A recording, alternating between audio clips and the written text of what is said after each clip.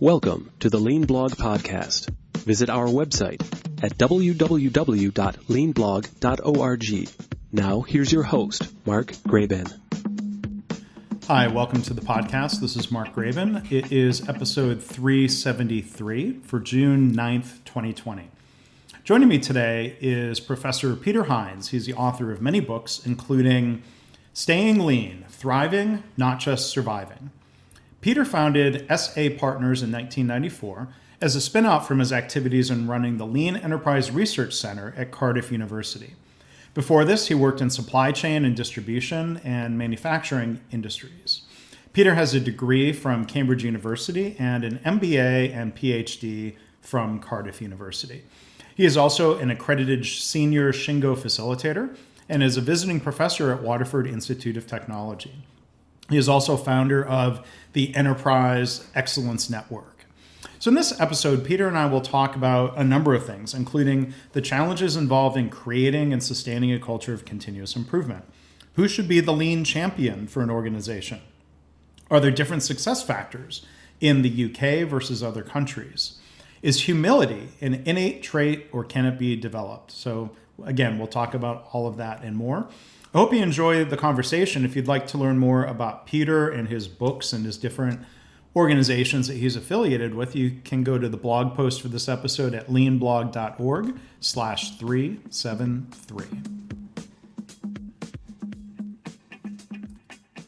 Well, again, our guest today is Professor Peter Hines. Peter, how are you?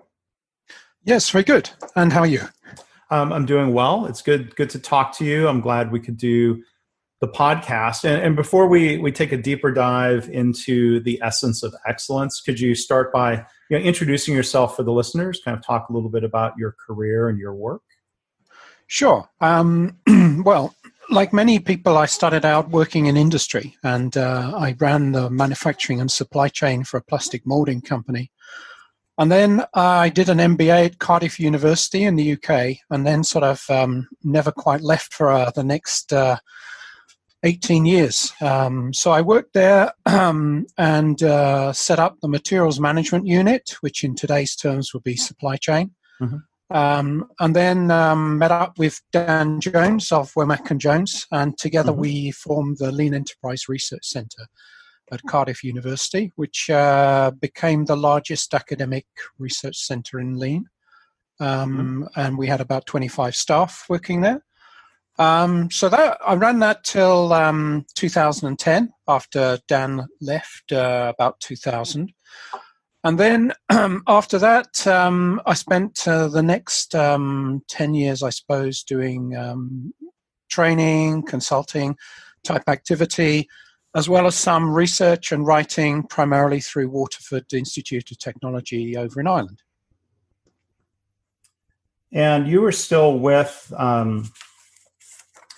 the research group. We crossed paths in person at a Shingo Prize conference in 2009. I think is when we first met. We had the good fortune of being seated next to each other or together at the same table, at least, right? I think we were next to each other, and I think we both didn't really know who each other were, and we found out during that conversation. Yeah. So that was that was the Staying Lean book. That was the first Shingo publication that received the Shingo Publication Award. And then subsequent to that, I co-wrote a book on Lean and Green, integrating the environmental sides with the Lean and looking at waste in a rather more general sense than the Lean folks do. And then the third book that received Shingo publication recognition is The Essence of Excellence, which I wrote with my colleague Chris Butterworth, who's based in Sydney, Australia. And there's a foreword written by Professor Jeffrey Leiker for the book. And I was curious, your previous book, Staying Lean, I don't know, was that meant to be a follow-up to Leiker's book, Becoming Lean, or was that just kind of coincidental? No, it was a follow-up to an earlier book that I wrote with some colleagues at Cardiff University, which was called Going Lean. So I suppose it was similar theme to Jeff. Yeah. In terms of, when we started, most of us out doing lean, Around that book came out around 2000, and the thing was, how do you do this lean stuff? So Right. how do you go lean? And then I suppose most of us have realized on our journey that, the thing isn't about going lean and doing some value stream mapping and doing some Kaizen events. That stuff just really doesn't stick unless you do a whole heap of other stuff as well. Yeah. So gradually over the years, from about 2002, 2003 onwards, what I realized was the main essence of this lean was, how do you create a sustainable culture of continuous improvement? So the Staying Lean book that came out 2008 was the first book that we wrote that was trying to look at this. How do you create this sustainable journey? And in that sense, we talked about lean as an iceberg. So the tip of the iceberg was the tools and techniques that we're all familiar with, as well as looking at end-to-end processes. So most of us have looked at and mapped out some end-to-end processes, whether it's in a manufacturing organization, public sector, or in your case, hospital type environment as well. Right. But what we talked about in that book, which really was something I used to use in my teaching at the university, was that the below the iceberg was really what enabled it to work and what created the sustainable journey. So that was the strategy deployment, the leadership, and the behavior and engagement. So in the 2008 book, we were starting to look at those aspects around much more general leadership skills. How do you affect behavior? How do you engage the organization? And I suppose a lot of the work since then has been on those themes. Yeah. So you talk about, and we'll delve more into the topics from the book and other insights you have from your research and your work. So the subtitle of the book talks about creating a culture of continuous improvement. At the risk of this being a leading question, I'll ask it anyway. If we do a good job of creating that culture of continuous improvement with the right leadership behaviors and engagement, does that, if we do a good job of creating it, does it become somewhat automatically self-sustaining? I think there's many aspects that we need to actually put in place. Mm-hmm. Clearly, we need, like any change management, we need to get the voice of the top people involved. And a key aspect of that is that it's not just we're behind this, like 50 miles behind it, but they need to be leading it from the front. So that's a key aspect. So they need to know what to do. They need to understand their role in how they need to lead the organization, how they need to develop more of a coaching rather than a telling style or authoritarian style of management. But I think a mistake that many senior leaders do is they appoint some lean coach or lean VP or train a bunch of people in black belts or green belts and roll out a whole program like that and think the job's done. And frankly, they really haven't done anything at all. So a culture of continuous improvement is where you get to a stage where every single person in that organization on a daily basis is actually doing some lean stuff. So they're attending a daily huddle. They're bringing their ideas for improvement. They're seeing how they're doing the metrics. They're encouraging, recognizing success of each other and themselves, and they're making efforts to do improvement activity. So a culture of continuous improvement means that it's about everyone doing something in the organization, rather than, I see far too many lean organizations where it's 2 or 3%. It's a few senior leaders that are keen, maybe in the operations area, and the black belts and the green belts come and push lean onto people, rather than it's actually pulled from the front line, from the team leaders at all team levels or tier levels in the organization. So that's really more the culture of continuous improvement as we see it is. Yeah, and I've seen I've talked to people or visited organizations, hospitals, or even a health system where there's quite literally one person, sort of a lone wolf, if you will, who's tasked with trying to train and engage people. And I think, you've touched on a couple of the problems with that approach. One, it's not really being led by the leaders. It's being delegated.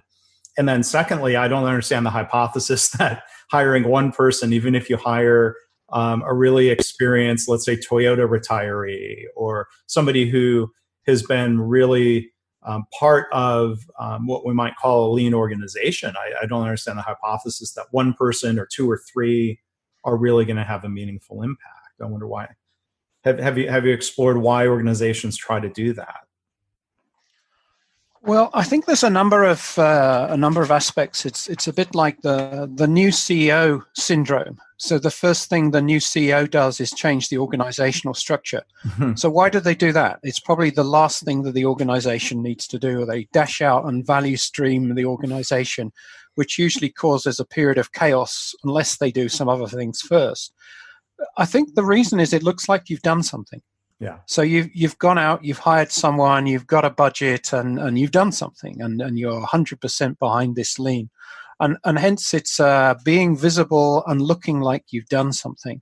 And I think, probably in the early stages of any lean transformation, you do need a few full-time folk like that to coordinate the activity. Sure. But I mean, if you take a Toyota, they don't have loads of lean coaches. I mean, everyone does it. There reaches a point where it becomes like the DNA of the organization, and hence, the lean coach. Every team leader becomes the lean coach in the organization, and hence the whole role of the lean champion becomes a non-entity in its own right. But that's probably a fair way down the journey for organizations. Mm-hmm. I'm curious if you can talk a little bit more from your direct experience and research, this role of a lean champion. Does that need to be the CEO? Does it need to be the plant manager if it's manufacturing? Is the lean champion role something that can be created separately and still be effective? What have you seen? I think it depends on the point of the lean journey that you're on. I think if you're early, mid stages of the journey, you do need to have this sort of full-time lean champion. And I've seen that in many different essences. So what I think works best is that it's actually one of the senior management team. It doesn't necessarily have to be the plant manager at the early stages, I don't think. But it needs to be one of the senior management team. And really, they need to be the focal point in championing this and making it happen. So it's the sort of VP level in the organization. And probably that person's not full-time. The reason being that they've got the credibility of the role they're actually doing, but they probably need to then bring in one or more full-time people directly under them. So if I think of organizations that have been very successful, it's usually that model where you've got one or more person at the top table who's really championing this and bringing it into everything they do.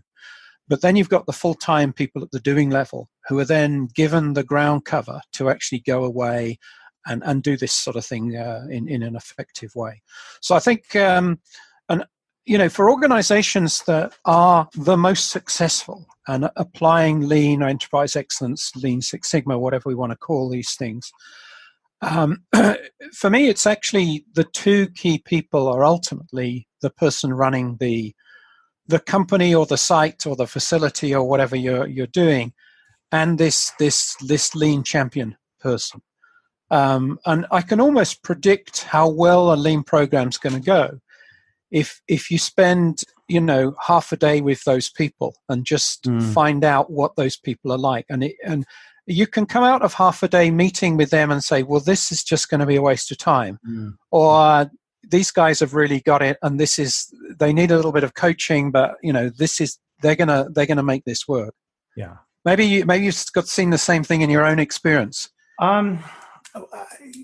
There's you get a sense of an organization. I think I agree, even from a short visit. I think there's the difference between viewing lean as sort of an optional discretionary program versus really having a commitment to changing the culture and the management system. I think you can tell if, let's say, a hospital CEO is, I think there's a difference between, let's say, being a bit of a cheerleader for lean versus actually participating and leading the charge. I think you can tell the difference. There's a difference between, it's not just the CEO, it could be a chief medical officer, other top executive. Maybe one factor would be like, if you're, maybe you've been in a similar situation, I'm curious what you've seen, but let's say you're brought in to give a talk or to teach a workshop for an hour or half a day, and the CEO or the executive who is there to kick off the session, do they say a few words and then hit the door and leave? Or do they say a few words and then sit in the front row and actively participate? That's one factor where I might say, wow, I would be more confident in the organization where the CEO is learning and leading, as opposed to, well, I've championed this, I've kicked it off, and off I go. I'm too busy for this. And actually, maybe running some of the session as well. Not just sitting in the front row, better. But even better. Leading it and so forth. And I don't think the CEO needs, and it's better if they pretend that I'm sorry, let me say that again. They don't need to know everything, and it's better if they don't pretend to know everything about lean. That hopefully they have some baseline understanding that, like you said, allows them to lead by example and teach and model behaviors, but to rely on somebody who has experience and expertise and to learn from that and defer to that, I think is a good trait of again, this idea of helping people in your organization realize you don't have to pretend like you know everything. We can learn, we can experiment, we can move forward. And that's true. I'm guessing in the book, you talk about continuous improvement and you talk about strategy deployment. There are similar plan, do, check, adjust cycles in both of those practices of CI and strategy deployment. If you could talk about that, maybe. Yeah, sure. So, if we look at the book, the background to the book was that Chris and I have spent many years working with organizations, training, and all this type of stuff. And during that time, we spent some time working, some time researching, and we identified out of about 100 organizations that we worked with or touched or researched, etc., about 40 that had some essence of excellence. In other words, some aspects of what they were doing we thought was really good. We didn't actually find any one organization that we worked with that got the whole picture, but between them, we could sort of synthesize this whole picture that actually came out. Mm-hmm. And we sort of took the idea that most organizations applying improvement start with the tools, the Kanban, the 5S, et cetera, et cetera. Yeah. And then after a time, they start moving on and start looking at processes or systems. So they might look at strategy deployment as a system. They might look at the end-to-end patient pathway or whatever it might be in healthcare. And that's great. And then generally all of that work has been done in quite a technical way. So it's often done in a quite scientific, I call it a Spockian way. So as in Mr. Spock with the pointy ears. Yeah. That it's logical and sensible that these three people are made redundant at the end of this program, so we'll make them redundant. But actually suddenly it doesn't work for people if you start working in that way. Right. So it's like working on a bridge. So one side of the bridge is the technical, the lean, the Sigma, all the tools and techniques, which are all good stuff. But actually, we sort of somehow lost the caring, the people, the respect for the individual, and so forth. So if we look at that side of the bridge, what we realize that we need to do is we need to create that sort of culture. We need to create that sort of respectful culture. And if you think about that journey, most companies don't get past the tool stage. They start dabbling maybe with the systems or process stage, but very few get onto that sort of culture of continuous improvement. So what we talked about in the book is sort of reversing the thinking.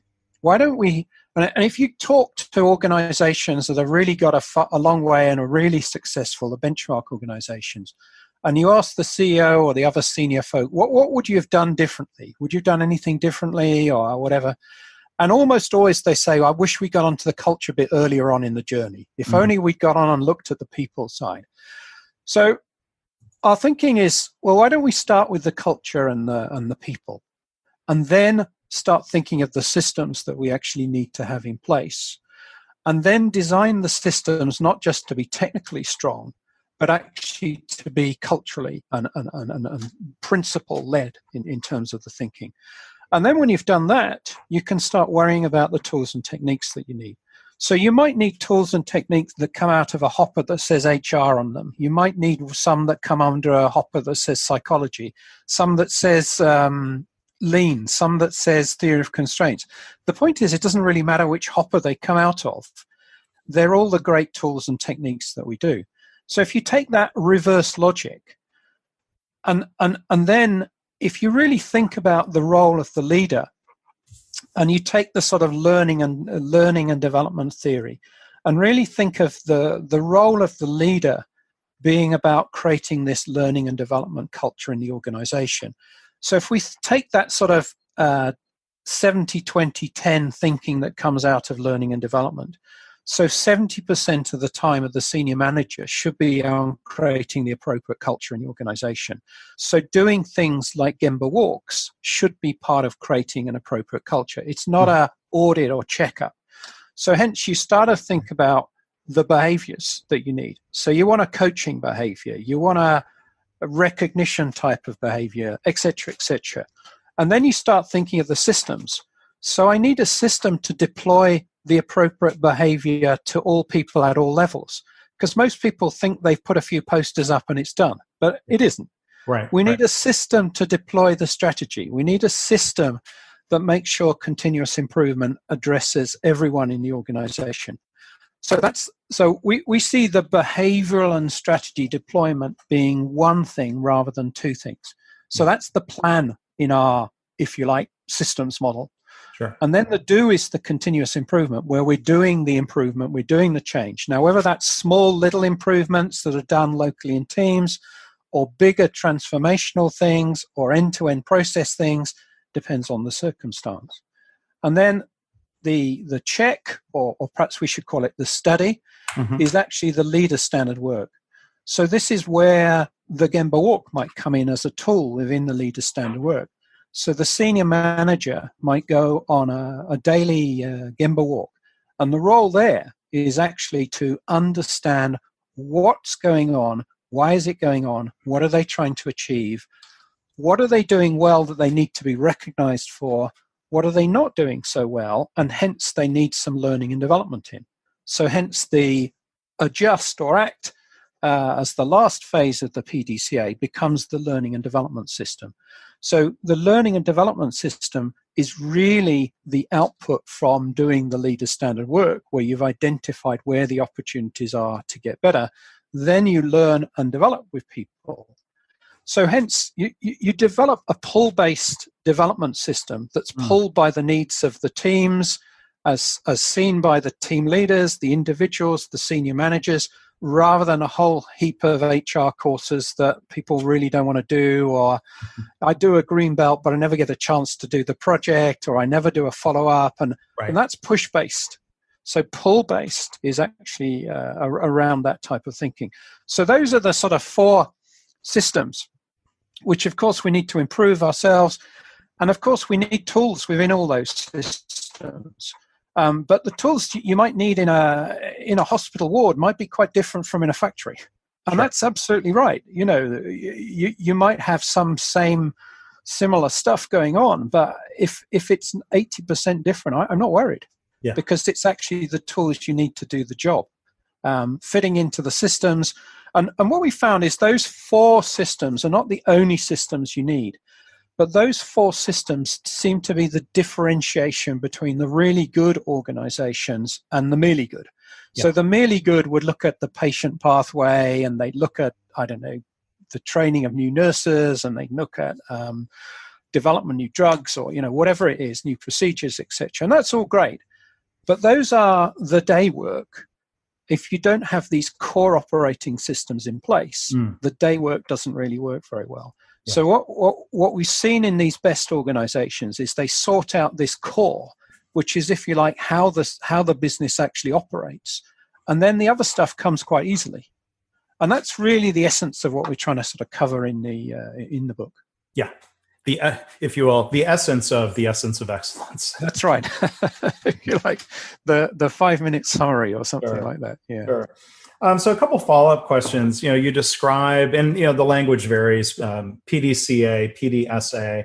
But one thing I find interesting about strategy deployment, and you seem to lay it out this way, is thinking of strategy as these cycles of planning and doing and using scientific methods of improvement, and then looping back and studying and adjusting, where I think a lot of organizations view strategy as a linear flow without these checks and adjusts. We develop a strategy and nobody wants to admit that strategy could be wrong in some way or imperfect. So the organization plows forward with this plan, and there's almost energy put into rationalizing why the plan was not faulty instead of being humble or honest about what's really happening. I was wondering if you could just sort of elaborate on, like, how do you help shift that process from linear flow to iterative loops? Well, probably like you or like many people, many years ago, I did an MBA, which was how I got introduced to the academic world. Mm-hmm.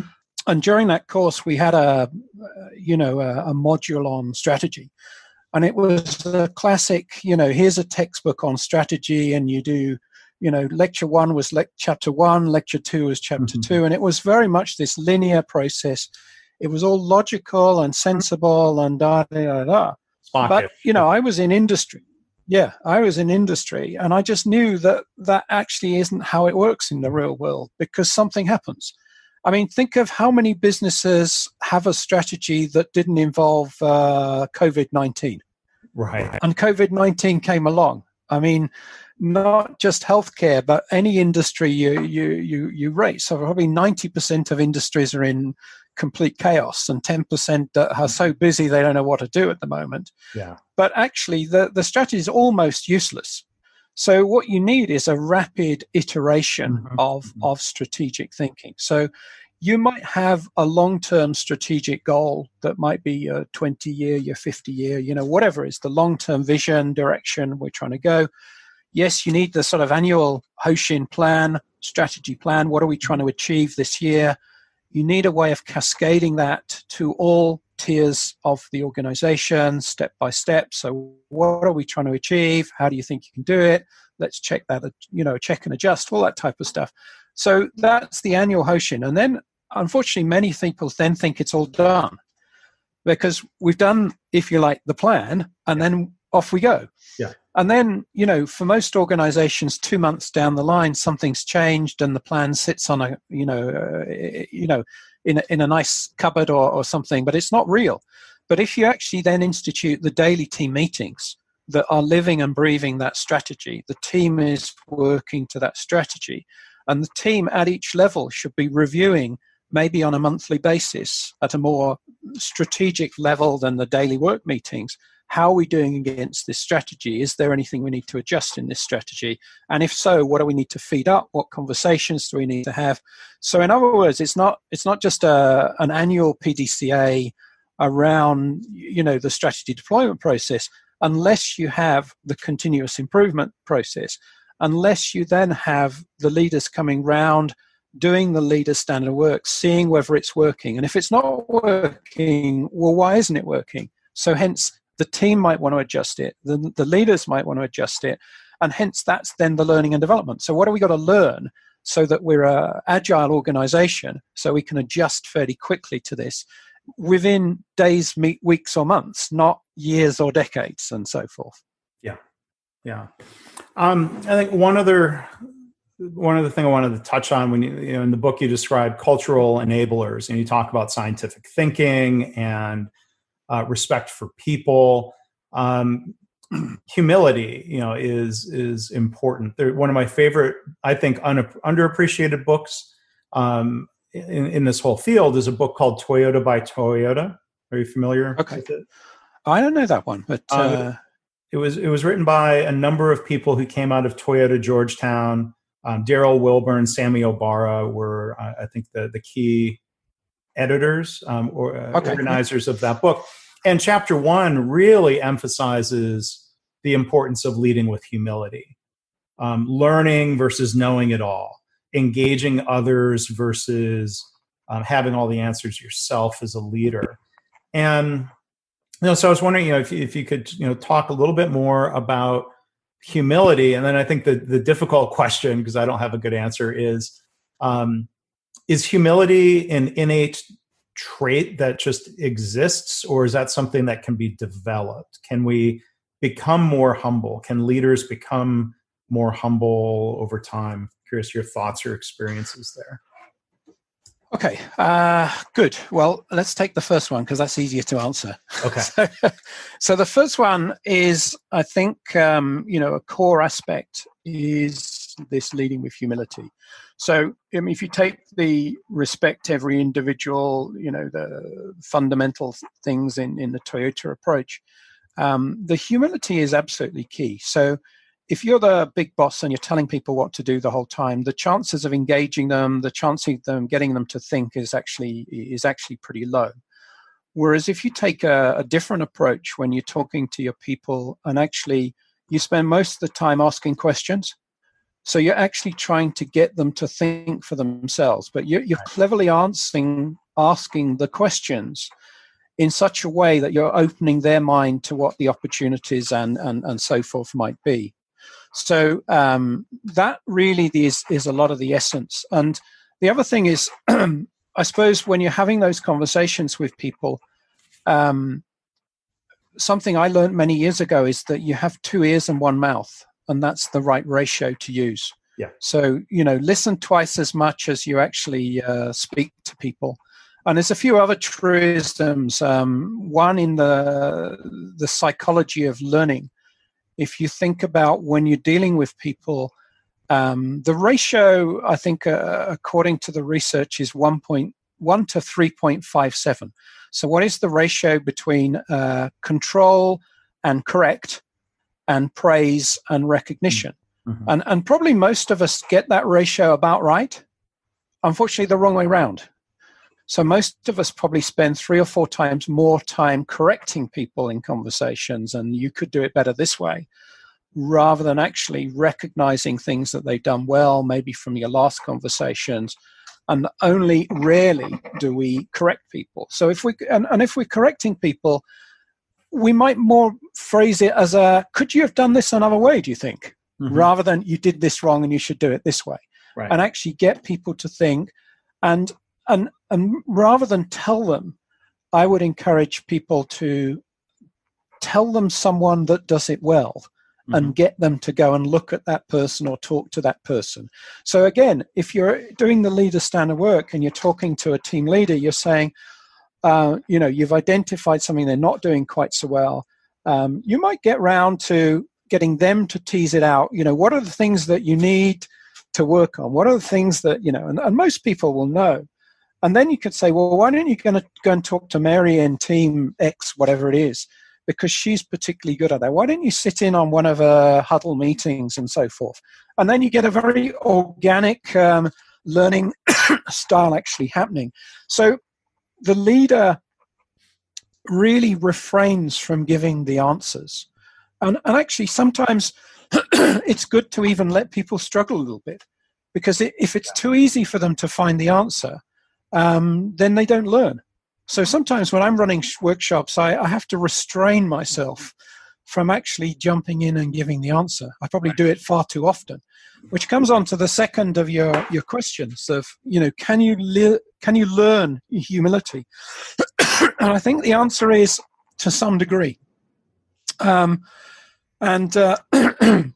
suppose I've seen a number of senior individuals in organizations mature from a point where they probably very much tell people, and over a period of months or even years, they actually mature, they actually take much more a humble approach, and they actually coaching, developing people.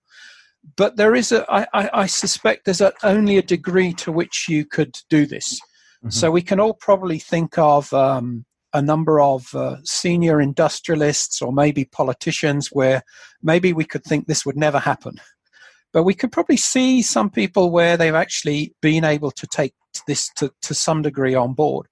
And I think one of these sort of trait type things and leadership skills is some of it we can learn, some of it we can move to some degree, but there is a degree to which people can't go too far away from their natural style of and so forth. Yeah. And that's one of the reasons why in the book we talk a lot about this behavioral deployment. Mm-hmm. And so what we mean by that is if you start with the values or the principles in an organization. So if you go to most major organizations or hospitals or, whatever, they would have a set of values or principles that they run the organization with. I suppose for doctors, Hippocratic Oath and all that sort of thing would be a founding principle. Mm-hmm. And then from that, what we often find is, well, what do you do with this stuff? And then people say, well, it's posters or it's slogans, but they don't really do anything. So what we suggest is that people then say, well, okay, well, what behaviors would you expect in the organization generically if you're going to live those values? So, for instance, if we were going to live a value of, integrity or something like, well, what does that mean? Because that actually doesn't really mean anything to anyone. It's just so vague.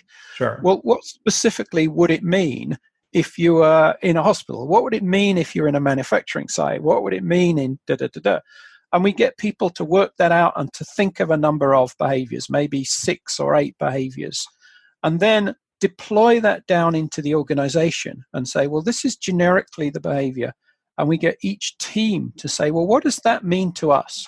So you might have a behavior like, take the humility thing, that we lead by asking questions, might be a behavior. So actually, you then say to the local team, what would that mean to you? And then the team members actually say, well, what does it mean to them? What would it mean for their team leader? And what would it mean for their senior manager? So for instance, they might ask the team leader, is the behavior we want from you is when we're having a brainstorm from ideas, ask us what ideas we've got rather than telling us your ideas first.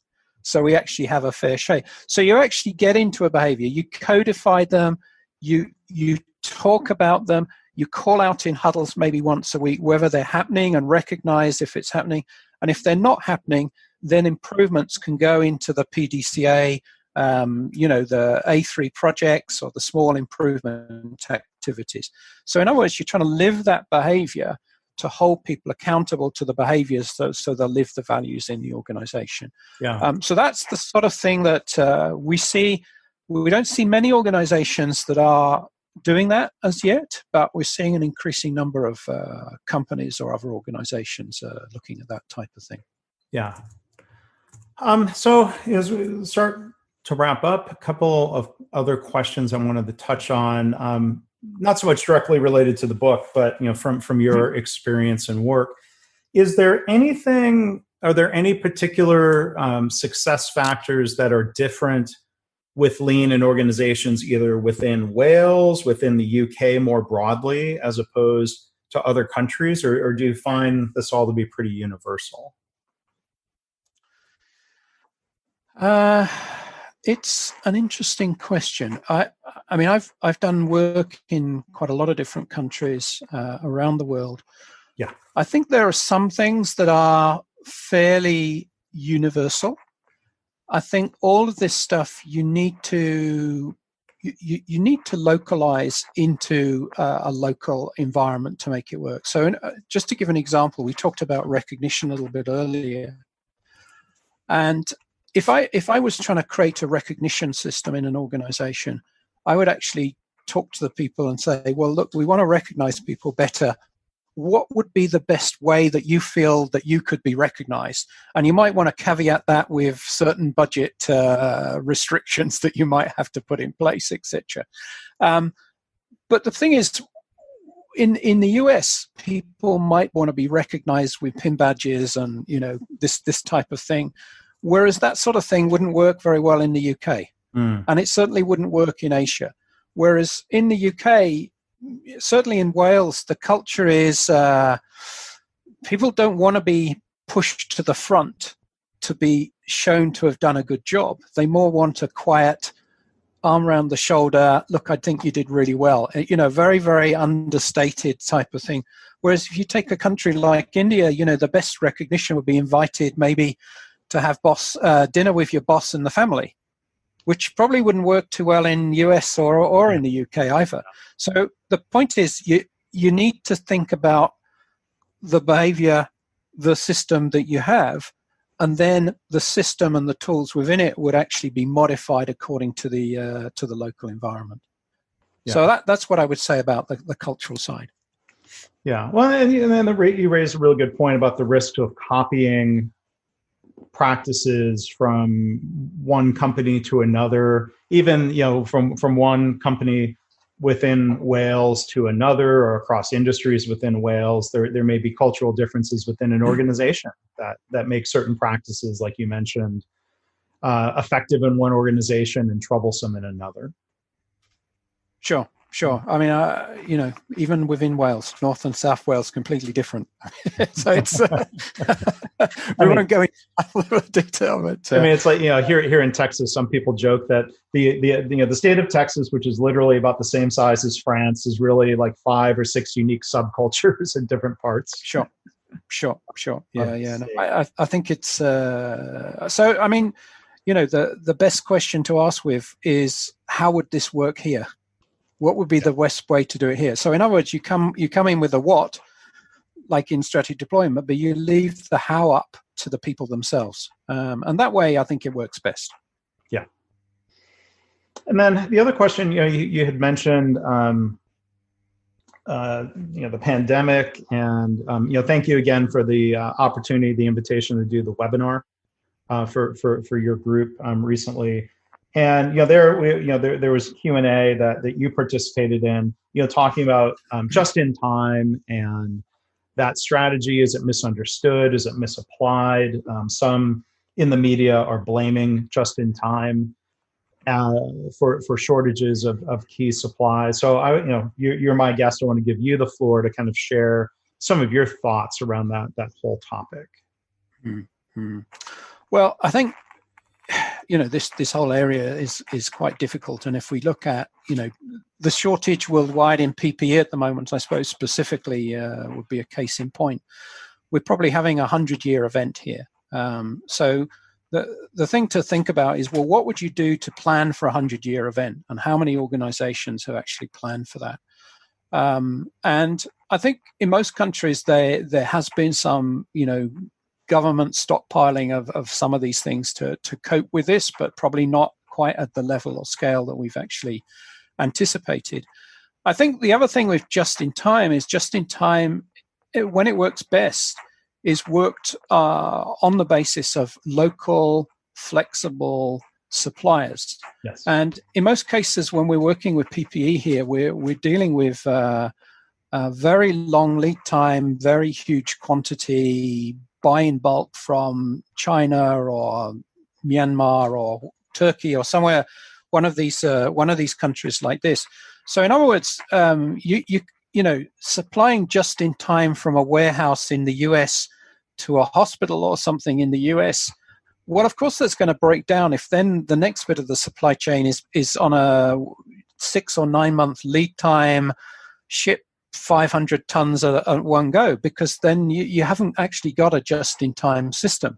So if you compare that with, we mentioned Toyota earlier, and some of my early research was looking at the supply chain in Toyota in Japan in the 1990s, and what I was seeing there was, in a 2-week lead time, they were taking the order for a car, a specific car, not one out of a lot. They were making a car to that specification. They were making the components for that car within the specification, and they were making the components for the components.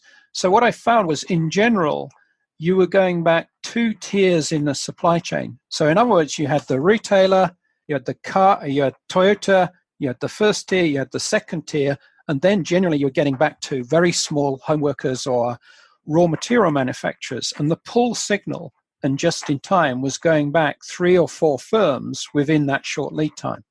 So if you actually had that, that's a just-in-time system, very local, very flexible, very, very rapid to respond. We don't have anything like that. We're relying on huge bulk ordering type systems of cheapest is best, rather than actually understanding what a whole just-in-time system is really about.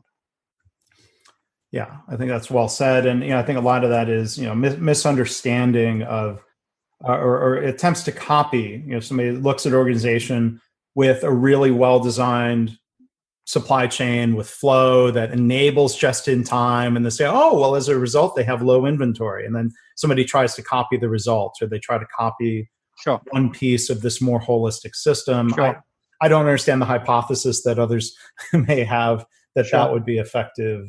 You've got to look at the whole supply chain. So the research work that I did was in 1994 was actually sponsored by Toyota. And I actually was able to look at the whole supply chain. So I went down many tiers and I looked at raw materials, and I looked at the whole value-adding process of producing a Toyota car. And I don't think anyone had really quite done that. And even Toyota hadn't quite done that. So they knew well their direct suppliers, and they knew the raw material guys, but they didn't really know the second and third tier. And if you actually built that up and you looked at where the value or cost adding probably more directly was, you could actually get a picture. And I benchmarked that against Europe and Korea as well. And I actually identified a weakness in the Toyota supply chain, that they've been fantastic at developing their suppliers through, similar to the folks over there in Kentucky, in terms of the supplier development, the supplier association type work. But what they hadn't done is they hadn't understood to develop the raw material companies. So actually coming out of my research, Toyota then went and applied the same sort of improvement activity to their raw material suppliers. And 2 years later, you can probably look up the annual report of Toyota. It says how we saved $1 billion. And this was actually the result of this research that showed them that the gap was actually in the raw material suppliers. So they extended their development. And what they did is they actually then really closed the whole circle in the mid-90s to look at the whole supply chain right back to steel and plastics, which is so much different to what we're talking about with aprons and masks and so forth. You've got to look at the whole thing right back to, the plastic and so forth. Yeah. So thanks for your thoughts and reflections there, and for sharing about your book and other thoughts and experiences you've accumulated. The book, again, is The Essence of Excellence: Creating a Culture of Continuous Improvement. It's available as a paperback. It's available in the Amazon Kindle store. If you are a subscriber to the Kindle Unlimited program, the book is part of that. Peter, what else would you recommend in terms of websites or places where people can learn more about you and your work? Quite recently, I've started a networking activity. At this point, it's only in Europe, called Enterprise Excellence Network. Mm-hmm. So folk might want to have a look at that. What we're trying to do there is bring together in Europe at this point organizations that really are doing this well. So we actually take organizations doing it well or almost doing it well, and we bring them together. So we network, we benchmark, we spend 2-day sessions at each other's premises. So we do those visits during the year. So we have a whole heap of fun trying to debate how this stuff really works well and this type of learning. So all the W's, Enterprise Excellence Network.com might be something of interest for the listeners. Well, great. And I will link to that in the show notes. So I hope people will check that out. So again, our guest today has been Professor Peter Hines. Peter,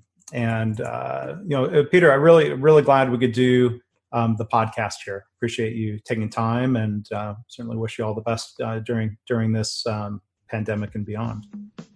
Good. Thanks for the opportunity. Thanks for listening. This has been the Lean Blog Podcast. For Lean news and commentary updated daily, visit www.leanblog.org.